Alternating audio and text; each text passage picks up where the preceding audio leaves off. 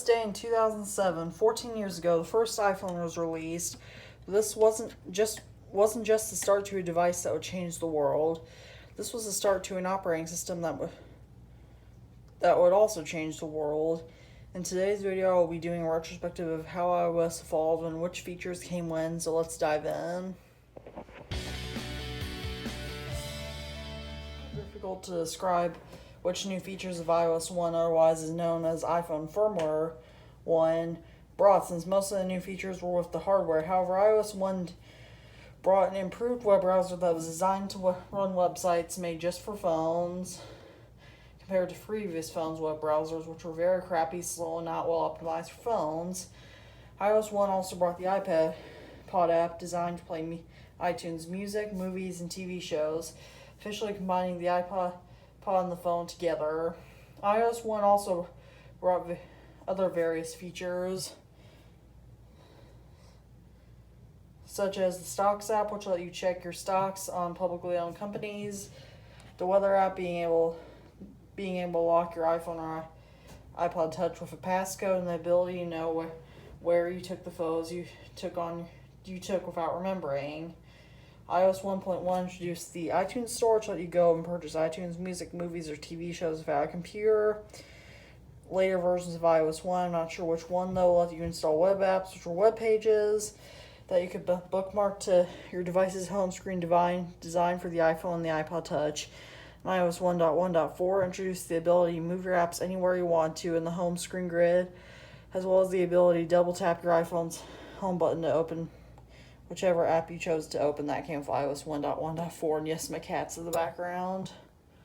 iOS 2 introduced the App Store, new icons for the iTunes Store and the Calculator app, and a scientific calculator, which let you put your device in landscape mode to get some more calculator functions. This was also the first iOS where Apple called it iPhone OS instead of iPhone firmware. We introduced Spotlight Search, which let you slide to the left of your device's home screen and search anything on the web or your device. New icons for some apps, the ability to hold down a key on the keyboard to get more character options, the ability to have apps on 11 pages, the ability to install more apps even when the pages were full. You would just search those in Spotlight Search. The ability to slide to the right to delete in apps like Calculator and Notes, and many more features as well.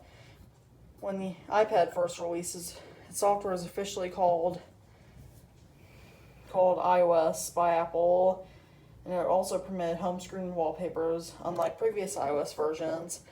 iOS 3 was also the first iOS version to include the same double tap to open whichever you chose on the iPod Touch 2 instead of just the iPhone. iOS 3 also introduced the Voice Memos app on all devices except for the iPad 1 and the iPod Touch first generation. It was officially the first iOS to be called iOS across all devices by Apple.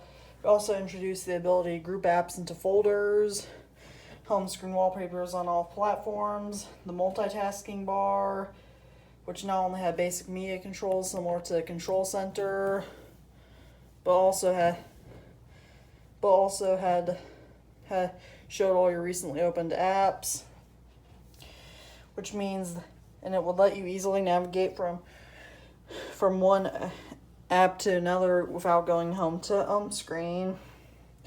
iOS 4 also introduced accessibility features. iOS 4.1 introduced the Game Center app.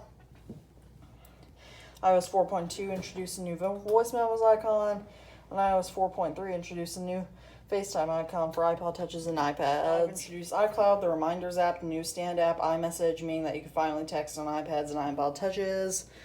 Split the iPod app on the iPhone into videos and music apps. The Notification Center, which had widgets too, which let you go ahead and check the weather, stocks, and tweet or post to Facebook. Assistive Touch, and replaced the iPod app on the iPad with the Music app. iOS 6 removed the built-in YouTube and Google Maps apps, replacing Google Maps with new Apple Maps.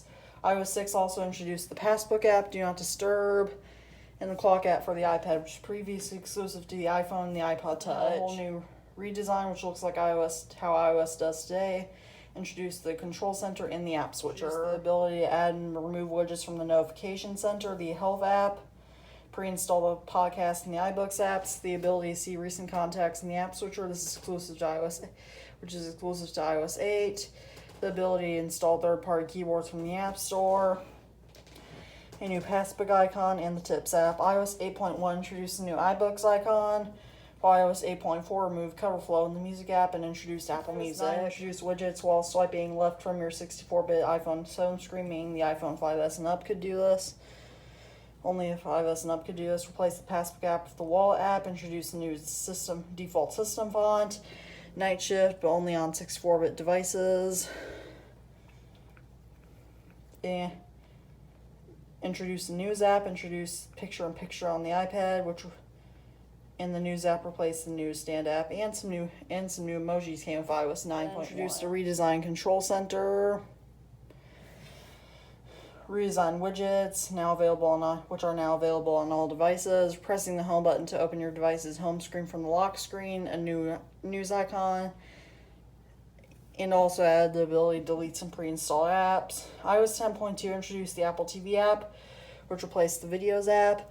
iOS 10.3 introduced your Apple ID being shown at the top of the Settings app. iOS 11 featured some UI changes such as a redesigned control center, new app icons, and Smart Invert, which is basically the ability to turn on dark mode via the accessibility. iOS 12 introduced screen time and iPhone 10 gestures on every iPad. A certain number of device models also got group FaceTime with iOS 12.1.